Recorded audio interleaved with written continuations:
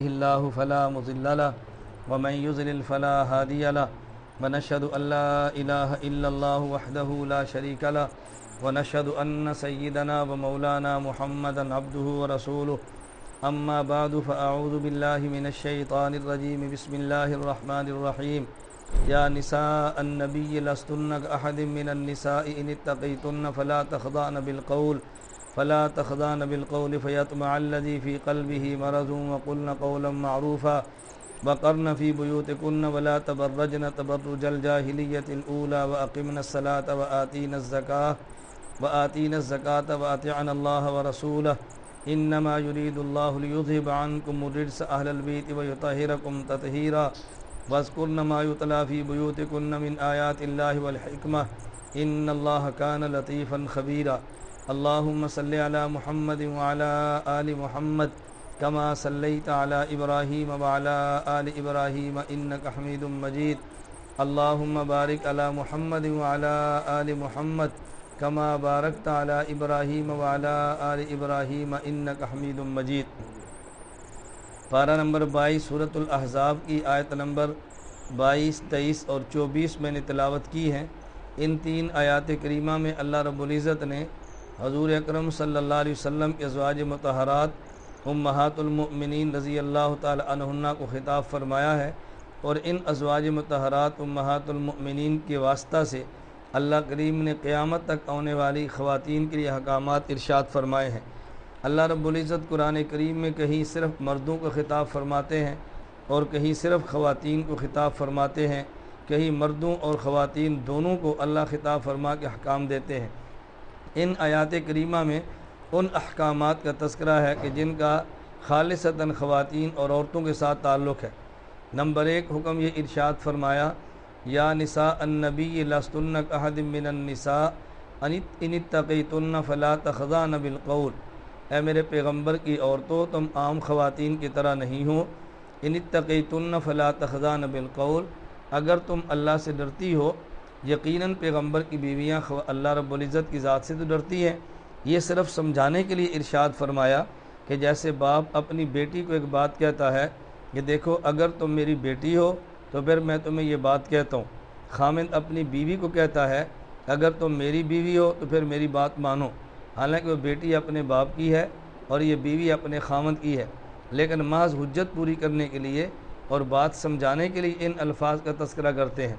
اسی طرح اللہ رب العزت نے بھی ازواج مطہرات کو فرمایا اگر تم اللہ سے ڈرتی ہو، ڈرتی تو یقیناً ہے، مطلب یہ اگر تم تقوی کے دعوے میں سچی ہو، فَلْتَخْضَعْنَ بِالْقَوْلِ فَيَطْمَعَ الَّذِي فِي قَلْبِهِ مَرَضٌ۔ ازواج مطہرات امہات المومنین ہیں۔ صحابہ کرام رضی اللہ عنہ مجمعین کو بعض مسائل میں اور بعض ضرورتوں کے لیے ازواج مطہرات کے پاس جانا پڑتا، دروازے پہ دستک دیتے اور ان سے کوئی بات پوچھ لیتے۔ اس سے اندازہ فرمائیں کہ ہمیں کس قدر احتیاط کرنی چاہیے۔ ازواج مطہرات حکم دیا گیا کہ جب کوئی پیغمبر کا صحابی دروازے پر دستک دے اور تم سے کوئی چیز مانگے یا مسئلہ پوچھے، اس بات کا خیال کرو اس طرح لچکدار آواز کے ساتھ گفتگو نہ کرنا کہ اگر آنے والا دل کے اندر کوئی مرض رکھتا ہو، طمع رکھتا ہو تو اس کے مرض میں اضافہ ہو جائے، یہ طرز اختیار نہ کرنا۔ آگے فرمایا وَقُلْنَ قَوْلًا مَعْرُوفًا، بلکہ تم دستور کے مطابق اس سے بات کرنا۔ دستور کے مطابق بات کرنے کا مطلب یہ ہے کہ ضرورت کی بات کریں اور بلا ضرورت دستک دینے والے سے گفتگو نہ کریں۔ اس دور میں دروازے پر دستک تھی اور آج کے دور میں ٹیلی فون اور موبائل پر ہونے والی گفتگو ہے۔ اگر کوئی آدمی دروازے پر دستک دے اور باہر سے آنے والا بندہ آپ کے بیٹے کے بارے میں، بھائی کے بارے میں، خامد کے بارے میں، باپ کے بارے میں کوئی معلومات دینا چاہے تو اس انداز میں لچکدار آواز پیدا کر کے گفتگو نہ کریں کہ اس کے دل میں اس عورت کے بارے میں غلط خیالات یا طمع پیدا ہو، بلکہ صاف صاف دستور کی بات کریں کہ اس کو دوبارہ بلا وجہ بات کہنے کی ہمت اور جرأت نہ ہو۔ اس کا معنی یہ بھی نہیں ہے کہ یوں کرخت اور چڑیل کی طرح بات کریں کہ اس کو نفرت ہو، مطلب یہ ہے کہ بات اس انداز میں کریں کہ وہ یہ بھی نہ محسوس کرے کہ میری طرف یہ خاتون مائل ہے، اور یہ بھی وہ محسوس کرے کہ یہ طلب رکھتی ہے کہ دوبارہ ہمارے دروازے پر آئے، بلکہ اس کو آرام سے کہہ دیں گھر پہ نہیں ہے اور جب آئیں تو بعد میں آپ آ جانا۔ اس انداز میں بات کریں کہ اس کے دل میں کوئی طمع اور خواہش پیدا نہ ہو۔ ہمارے آج کے دور میں سب سے بڑا مسئلہ ٹیلی فون موبائل کا ہے۔ ٹیلی فون اور موبائل پہ پہلی بات تو یہ ہے کہ بلا ضرورت خاتون کو کسی سے بات کرنی نہیں چاہیے۔ بات کرنے کے لیے اپنے محرم سے بات کریں، اپنے خامن سے بات کریں، یا خامن سے گفتگو یا محرم سے۔ محرم سے مراد ایسا وہ آدمی ہے کہ جس کے ساتھ کبھی بھی عورت کا نکاح نہ ہو سکتا ہو، جیسے باپ ہے، بیٹا ہے، سسر ہے، داماد ہے۔ یہ رشتے وہ ہیں کہ جن کے ساتھ کبھی بھی نکاح نہیں ہو سکتا، تو بھائی ہے، ان کے ساتھ گفتگو کرنے میں حرج نہیں ہے۔ لیکن جو محرم نہ ہو ان کے ساتھ گفتگو کرنے میں بہت زیادہ احتیاط سے کام لینی چاہیے اور بلا وجہ گفتگو نہیں کرنی چاہیے۔ اگر گھر میں کسی کا فون آئے تو اس میں خواتین کو چاہیے کہ بلا وجہ فون نہ اٹھائیں، مرد فون اٹھائیں، اپنی بات کریں، اور اگر کوئی ضرورت ہو تو فقہا تو یہاں تک لکھتے ہیں کہ اگر نامحرم ہو تو سلام کی حاجت بھی نہیں ہے، بس زیادہ ذرا فون کریں تو پوچھیں آپ کون، کیا کام ہے، کس سے بات کرنی ہے، فلاں صاحب سے، کچھ گھر پہ نہیں ہے، جب آئیں گے تو ان کو پیغام مل جائے گا، بس اتنی سی بات کریں، یہ کافی ہے۔ بلا ضرورت بات نہ کریں، اور ضرورت کے مطابق بھی اتنی کریں کہ جس سے اس آدمی کے دل میں الیاذ باللہ، اللہ سب کی حفاظت فرمائے، طمع اور لالچ پیدا نہ ہو۔ میں گزارش کر رہا تھا، اس دور میں دروازے پر دستک کا مسئلہ تھا، آج کے دور میں دروازے پر دستک کا بھی ہے، ٹیلی فون PTCL کا بھی ہے، اور موبائل کا بھی ہے، یہ ساری باتیں اس میں شامل ہیں۔ دوسرا حکم فرمایا وَقَرْنَ فِي بُيُوتِكُنَّ وَلَا تَبَرَّجْنَ تَبَرُّجَ الْجَاهِلِيَّةِ الْأُولَى۔ دوسرا حکم یہ دیا ازواج مطہرات کو کہ تم اپنے گھر میں رہا کرو، اپنے گھر میں ٹھہرا کرو، بلا ضرورت اپنے گھر سے باہر نہ نکلا کرو۔ وَلَا تَبَرَّجْنَ تَبَرُّجَ الْجَاهِلِيَّةِ الْأُولَى، اور جیسے جاہل لوگ، ان پڑھ عورتیں جس طرح وہ فیشن کر کے اور بن سور کے باہر نکلتی ہیں، ایسے پردہ دار خاتون کو باہر نکلنا جائز نہیں اور بالکل ناجائز اور حرام ہے۔ اچھا، اس پہ غور فرمائے کہ قرآن کریم نے کرنا فرمایا، یہ نہیں فرمایا اسکننا۔ ایک ہوتا ہے سکونت، گھر میں رہنا، ایک ہوتا ہے قرار۔ قرار اور سکونت میں بڑا فرق ہے۔ محض رہنے کو سکونت کہتے ہیں اور جم جانے کو قرار کہتے ہیں۔ مطلب یہ ہے کہ کسی بھی حالت میں عورت کو اگر کوئی شدید ضرورت نہ ہو تو گھر سے باہر نہیں نکلنا چاہیے۔ اور یہ حکم کن کو ہے؟ ازواج مطہرات کو، میرے پیغمبر کی بیویوں کو۔ وہ اگر باہر جائیں بھی تو انہیں کہاں جانا تھا؟ باہر کا ماحول مدینہ منورہ کا پاکیزہ ماحول ہے اور صحابہ کرام رضی اللہ عنہم اجمعین کا ماحول ہے، اس لیے ہمیں حکم دیا گیا کہ بلا ضرورت عورت گھر سے باہر نہ نکلے، اور باہر جانا بھی پڑے تو پردہ کر کے جائیں، اور پردہ بھی اس قسم کا کریں کہ جسے شریعت پردہ کہتی ہے۔ ہمارے یہاں بس اوقات پردہ کرنے کے لیے ایسے برقعے کا اہتمام کیا جاتا ہے کہ جس برقعے پہ کڑھائی، جس برقعے پہ پھول، اور اس برقعے میں فیشن اتنے زیادہ ہوتے ہیں کہ اگر برقع نہ ہوتا تو شاید لوگ اتنے متوجہ نہ ہوتے جتنا اس برقعے نے متوجہ کر دیا ہے۔ اس لیے برقع بھی سادہ لیں، اور ایسا برقع کبھی نہ پہنیں کہ جس سے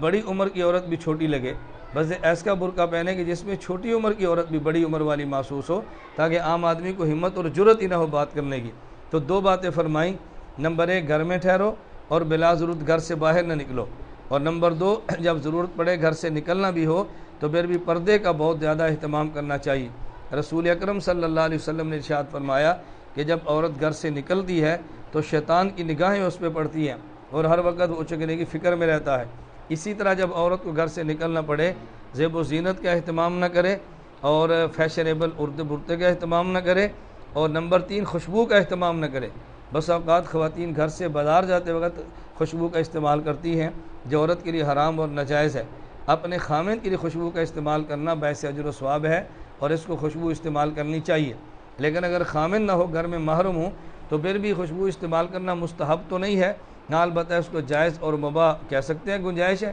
لیکن جب محرم بھی نہ ہو اور خامن بھی نہ ہو اور پھر باہر نکلنا پڑے تو عورت کے لیے خوشبو کا استعمال کرنا یہ قطعاً ناجائز اور حرام، اس سے بچنا چاہیے۔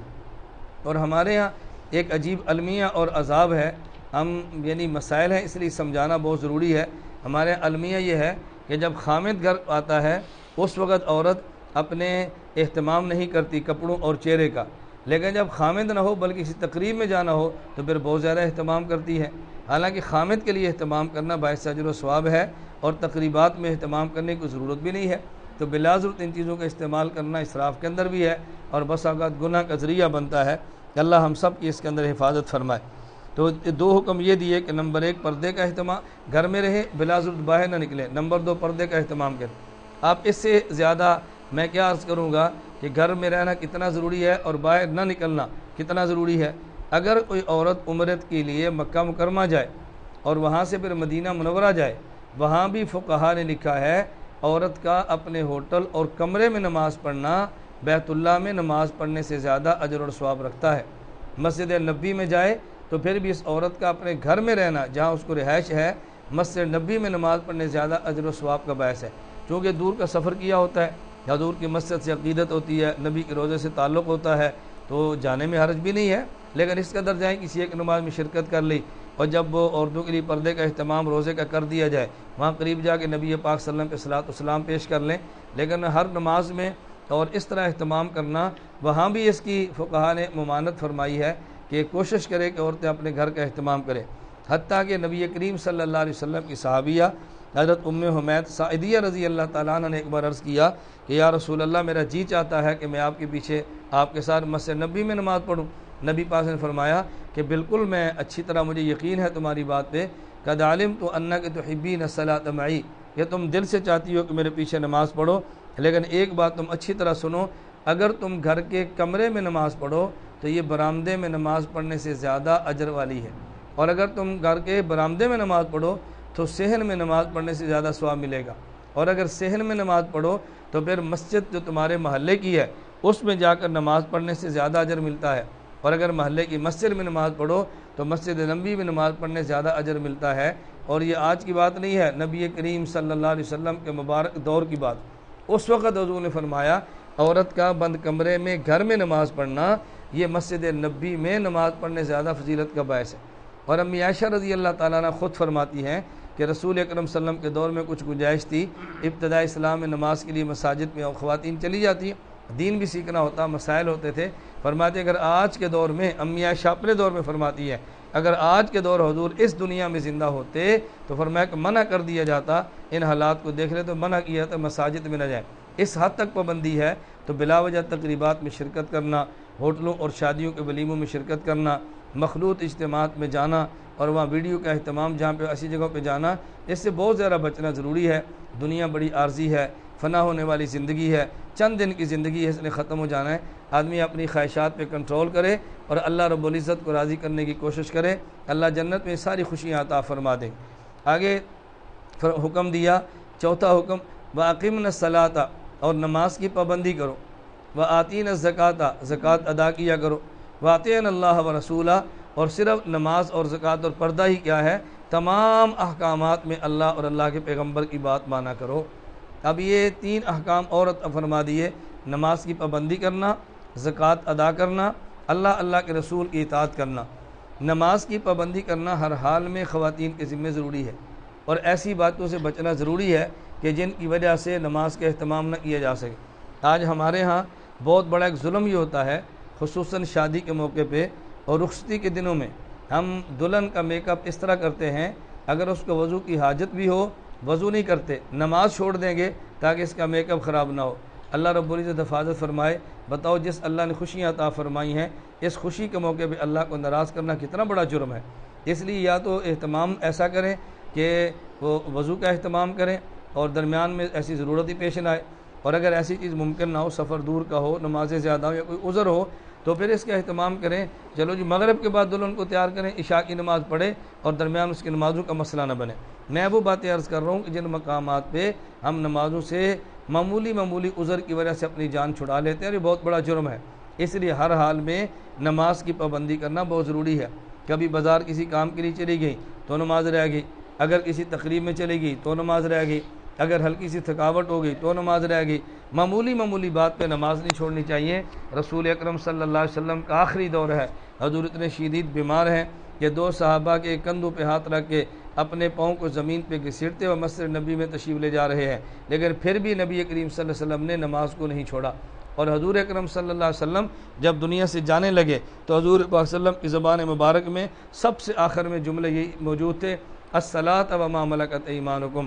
فرمایا میں دنیا چھوڑ کر جا رہا ہوں، نماز کا اہتمام کرنا اور اپنے ماتحتوں اور نوکروں کا خیال کرنا۔ اس دور میں غلام تھے، آج کے دور میں نوکر اور گھر میں کام کرنے والی نوکرانی ہے، فرمایا ان کا خیال کرنا۔ ان کے خیال کرنے کا مطلب یہ ہے جو خود کھاؤ ان کو وہی کھلاؤ، جو خود پہنو کوشش کرو کہ وہی ان کو پہناؤ، اگر یہ نہ ہو تو کم از کم اس انداز میں ان کا خیال کرو کہ ان کو کسی چیز کی کمی کا احساس نہ ہو۔ ایک بچی ہے، لڑکی ہے، عورت ہے، گھر میں آپ کے کام کرتی ہے، اللہ نے آپ کو مال میں وسعت عطا فرمائی ہے، اس کی اتنی ضرورتیں پوری کرو کہ خوشی اور غمی میں اس کو کسی اور کی طرح منہ نہ اٹھانا پڑے، یہ ہماری ذمہ داری میں شامل ہے۔ اور پھر سب سے بڑی بات، جو ان کے دین اور ان کے ایمان کی فکر بھی کرو۔ ہم بسا اوقات خود تو نماز پڑھ لیتے ہیں، اپنے گھر میں عورتیں نماز پڑھ لیتی ہیں، روزہ رکھ لیتی ہیں، لیکن گھر میں کام کرنے والی بچیوں اور عورتوں کو نماز سے ان کو نماز کی ترغیب نہیں دیتی۔ اور اللہ تعالیٰ محفوظ فرمائے، میں نے تو پاکستان سے باہر بعض مقامات پہ اس بات کا مشاہدہ کیا کہ گھر میں کام کرنے والے عیسائی،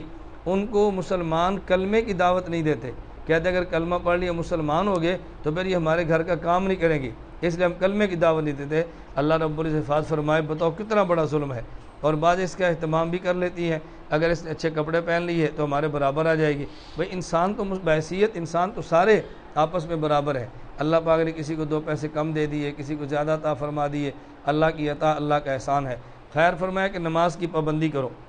وآتین الزکوٰۃ، اور زکوٰۃ ادا کیا کرو۔ زکوٰۃ کے معاملے میں ہمارے بہت زیادہ کوتاہی ہوتی ہے، مرد بھی کوتاہی کرتے ہیں، اپنے پیسے بینکوں میں رکھ لیں گے، حرام اور سود کھاتے رہیں گے اور زکوٰۃ نہیں دیں گے۔ اور خواتین میں بہت کم عورتیں ایسی ہیں جو اپنے زیور میں زکوٰۃ دیتی ہیں، ورنہ عموماً اپنے زیور کے اندر زکوٰۃ نہیں دیتی۔ دیکھو اگر اس زیور میں زکوٰۃ نہ دی، یہ جہنم کا ایندھن بنے گا، پگھلا کے انسان کے جسم پہ چمٹا دیا جائے گا۔ اس زیور پہ لعنت بھیجو جس زیور کے اندر بندہ زکوٰۃ ادا نہ کر سکے۔ زیور رکھیں، شریعت نے اجازت دی ہے، اور خصوصاً اپنے خامد کے لیے استعمال کرنا باعث اجر و ثواب ہے، لیکن زیور بھی پہننا دکھاوے کے نیت سے گناہ اور حرام ہے۔ زیور اس لیے پہننا کہ فلاں تقریب میں جاؤں گی اور میرا زیور زیادہ ہوگا، فلاں سے اچھا ہوگا، اور لوگ میرے زیور کو دیکھیں، یہ بالکل جائز نہیں۔ زیور کی ضرورت موجود ہے، لیکن وہاں پہ جہاں بناؤ سنگار کی اجازت ہو، جہاں اس کی اجازت نہیں ہے وہاں زیور کے استعمال کی ضرورت بھی نہیں ہے۔ اس لیے بلا وجہ ہر جگہ پہ زیور کا استعمال کرنا یہ دنیا داری کا سبب بنتا ہے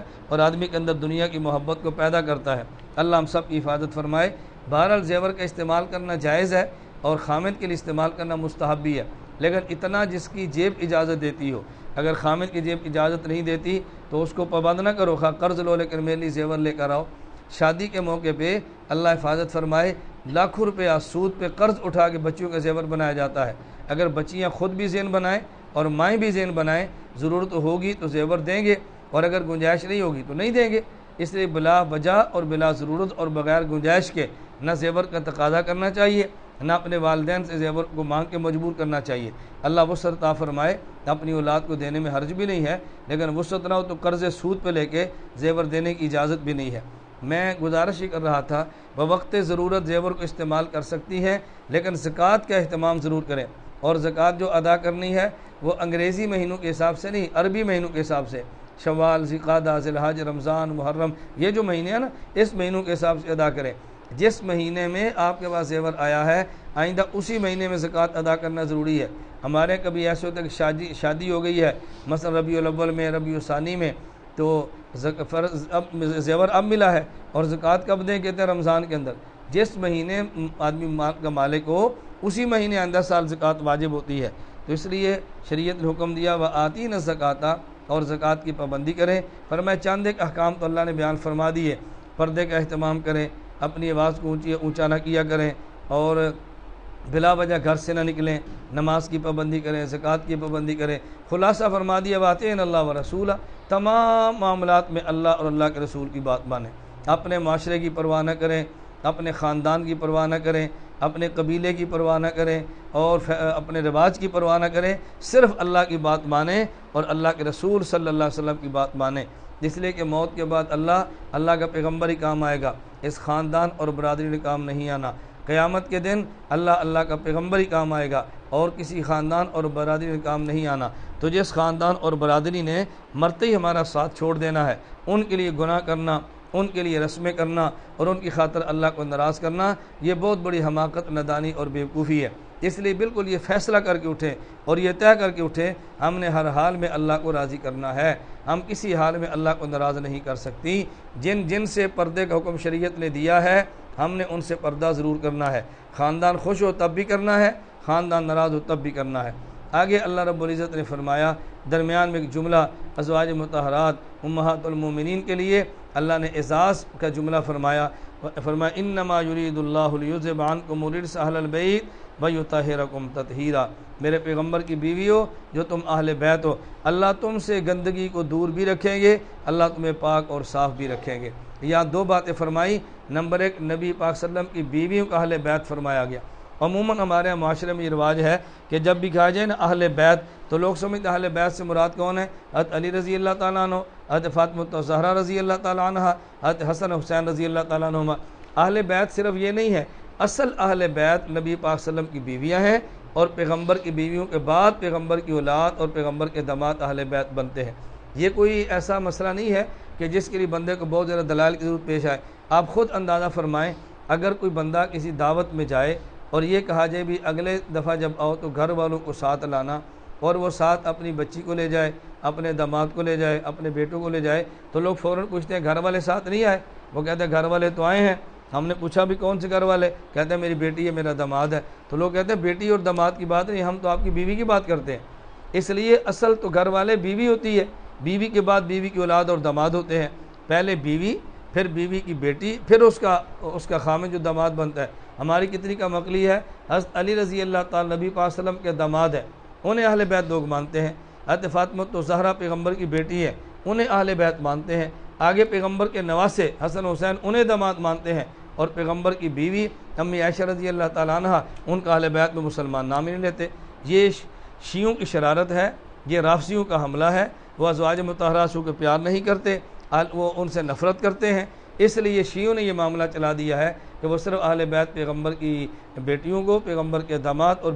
پیغمبر کے نواسوں کہتے ہیں۔ ہمیں یہ عقیدہ نہیں رکھنا چاہیے۔ ہمارا عقیدہ ہے پہلے پیغمبر کی بیوی اہل بیت ہے، پھر پیغمبر کی اولاد اہل بیت ہے، پھر پیغمبر کے داماد اور نواسے اہل بیت ہیں۔ اس لیے اس آیت کریمہ میں اللہ رب العزت نے فرمایا انما یرید اللہ لیذھب عنکم الرجس اہل البیت، اے میرے پیغمبر کی بیویوں میں تمہارے قریب بھی گندگی کو نہیں آنے دوں گا، کیونکہ اللہ رب العزت کا قرآن کریم میں فیصلہ ہے۔ فرمایا طیبات للطیبین، قرآن کریم میں فیصلہ ہے، والطیبون للطیبات، فرمایا کہ جب آدمی پاکیزہ ذوق رکھتا ہو اللہ اس کو پاک بیوی عطا فرماتے ہیں، اور جو گندے ذوق رکھتے ہوں اللہ ان کو گندی بیویاں، گندے خامد عطا فرماتے ہیں۔ دعا یہ کریں اللہ ہم سب کو پاکیزگی عطا فرمائے۔ رسول اکرم صلی اللہ علیہ وسلم تو سراپا طہارت ہے، نبی سے بڑا کون طہارت والا ہوگا؟ نبی سے بڑا۔ میری بات یہ ذہن نشین فرما لیں، نبی کے گھر میں کافرہ عورت تو آ سکتی ہے، لیکن نبی کے گھر میں فحش عورت کبھی نہیں آ سکتی۔ حضرت نوح علیہ السلام کی بیوی، لوط علیہ السلام کی بیوی، یہ مسلمان نہیں ہے، کافرہ ہے، لیکن ایک نبی بھی ایسا نہیں گزرا کہ جس کے گھر میں فاحشہ اور بے حیا قسم کی عورت رہتی ہو۔ پتہ چلا کہ انسانی سوسائٹی اور انسانی معاشرے میں بے حیائی یہ کفر سے بڑا عیب ہے۔ اگر یہ شریعت میں کفر زنا سے بڑا گناہ ہے، لیکن معاشرے میں جو سوسائٹی میں یہ کفر اتنا عیب نہیں ہے جتنا زنا، بدکاری اور فحاشی عیب ہے۔ اللہ پاک پیغمبر کو ان عیوب سے بالکل محفوظ رکھتے ہیں، کوئی بھی ایسی عورت نبی کے نکاح میں نہیں آئی، بلکہ نبی پاک صلی اللہ علیہ وسلم نے خود فرمایا کہ میری پوری آدم علیہ السلام تک نسل میں کوئی ایک بھی ایسا بچہ نہیں کہ جس کا نسب ٹھیک نہ ہو۔ اللہ نے مجھے پاک نسب والا بنایا ہے، اللہ ہم سب کے نسبوں کو پاک ہی رکھے۔ وَاذْكُرْنَ مَا يُتْلَىٰ فِي بُيُوتِكُنَّ مِنْ آيَاتِ اللَّهِ وَالْحِكْمَةِ، آگے اللہ کریم نے ایک حکم چھٹا عطا فرمایا، وَاذْكُرْنَ مَا يُتْلَىٰ فِي بُيُوتِكُنَّ مِنْ آيَاتِ اللَّهِ وَالْحِكْمَةِ، فرمایا قرآن کریم کی آیتیں اور یہ ترجمہ، تفسیر، مسائل، حکمت کی باتیں یہ تم اپنے گھر میں رہ کے پڑھا کرو، عورتیں بلا وجہ اپنے گھر سے باہر نہ جائیں۔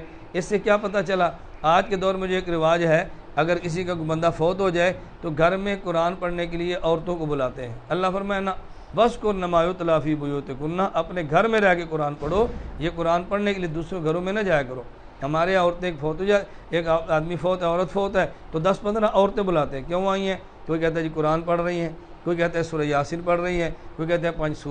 سورتیں پڑھ رہی ہیں، کوئی کہتا ہے جی فلاں درود مائی پڑھنے کے لیے جمع کیا ہے۔ یہ سب خرافات، بدعات اور رسومات ہیں، ان سے بچنا ضروری ہے۔ اللہ فرماتے ہیں وَاذْكُرْنَ مَا يُتْلَىٰ فِي بُيُوتِكُنَّ، اور تو تم اپنے گھر میں رہ کے اللہ کا ذکر کرو، اپنے گھر میں رہ کے اللہ تلاوت کیا کرو، بلا وجہ گھر سے باہر نہ نکلو۔ یہ جو آپ کے ذہن میں کہ یہ بات نہ آ جائے کہ جب اللہ نے منع کیا ہے تو پھر مدرسوں میں کیوں بلاتے ہیں کہ آ کے قرآن پڑھو، مدرسوں میں کیوں منع کرتے ہیں بچیاں بھیجو؟ مدرسوں میں قرآن کریم سیکھنے کے لیے آتے ہیں، پڑھے ہوئے قرآن کی تلاوت کے لیے نہیں آتی۔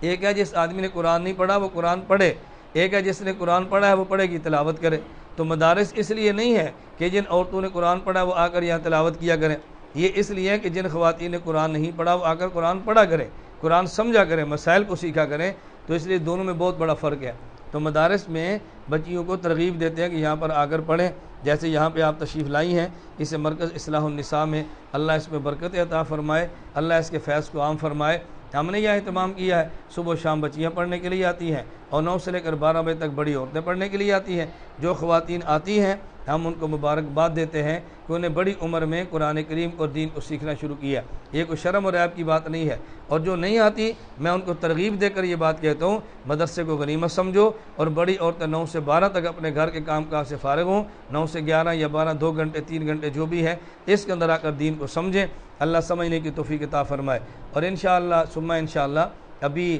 یہ 23 جون سے لے کے 5 جولائی تک ہمارا 12-13 دن کا دورہ تحقیق المسائل ہوگا۔ اگر اس میں یہاں کی خواتین سبق پڑھنا چاہیں تو بڑے شوق سے پڑھیں، ان کے اسباق کے اوقات مقرر ہوں گے، مدرسے میں سبق پڑھایا جائے گا، وہاں سڑک کے پار اور سپیکر لگائیں گے تاکہ یہاں بھی خواتین اگر سننا چاہیں تو اگر سبق کو سنیں۔ اور آپ دعا فرمائیں اللہ تعالیٰ ہمیں وسائل عطا فرمائے۔ انشاءاللہ رمضان کے بعد شوال سے باضابطہ ہمارے یہاں کلاسیں لگ جائیں گی، 3 سال کا نصاب ہوگا۔ جن بچیوں نے پڑھنا ہے وہ ابھی سے اپنے داخلے لینا شروع کریں، اپنے نام درج کرانا شروع کریں تاکہ 3 سال کے نصاب کے اندر وہ شرکت کریں۔ اور اللہ اگر توفیق دے گا، آج آپ نے دیکھا مدرسہ چھوٹا ہے، اس کے حال بہت تنگ ہے، اس کی چھتوں پر ہم نے دوسری منزل بنانی ہے، اس کے لیے دعا کریں اللہ اسباب عطا فرمائے تاکہ دوسری منزل بنے اور پڑھنے میں اور بیان آ کر سننے میں آسانی ہو۔ 7 جگہ ہم نے لے لی ہے، اللہ توفیق عطا فرمائے گا، اس کی تعمیر بھی کریں گے تو مدرسہ اور بڑا ہو جائے گا۔ اللہ ہم سب کو قبول فرمائے۔ خیر میں گزارش کر رہا تھا، اللہ نے حکم دیا کہ عورتیں گھر میں رہیں، پردے کا اہتمام کریں، نماز کی پابندی کریں،